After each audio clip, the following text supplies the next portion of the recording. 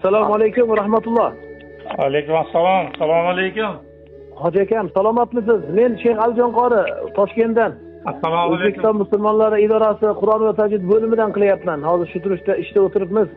Sizni hoji akam avvalambor Ramazoningiz bilan qutlaymiz va bu farzandingiz qanday bir oliyjanob farzand ekan. Alloh hammamizga shunday farzandlarni nasibi ro'za aylasin. Bugunlik bu Qur'on nozil bo'lgan kunlar, tunlar, barakatli kunlarda bu o'g'limiz maşallah farzandingiz Qur'onni hofizi, homili bo'lib, sizga endi tojlarni muborak bo'lsin deymiz. Muborak bo'lsin tojlar. Maşallah bu o'g'lingiz Qur'onda hofizi bo'libdi-ku, homili bo'libdi. Bizdan hozir shu duo so'rab, dadamga shu xabarni siz bersangiz deyapti. Maşallah. Onalariga ham muborak bo'lsin, sizlarga muborak bo'lsin. Ilohim hamma farzandingizdan mana shuni ahli Qur'on bo'lsinlar.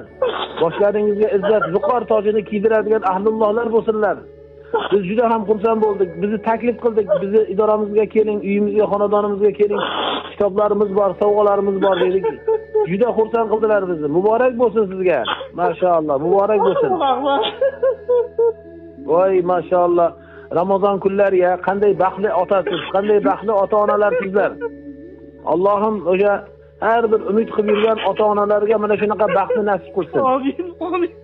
Maşallah. Hozir ko'p yigitlar ota-onani xursand qilib, ota-onalarini umraga yuboryapti, hajga yuboryapti, ammo bu ming umradan 100 hajdan afzaldir bu.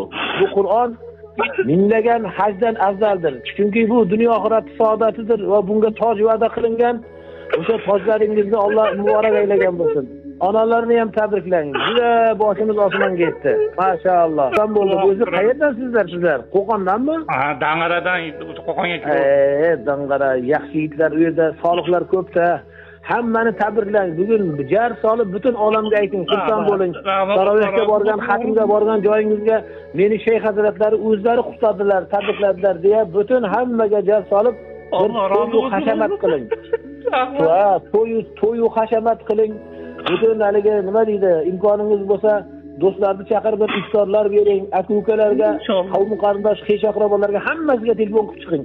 Aytingki, men cheksiz baxtiyorman. Menday ota yo'q bugunlik kunda. Ramazonda Alloh meni quvontirdi. O'g'limdan Alloh rozi bo'lsin deya hammalarga telefon qiling.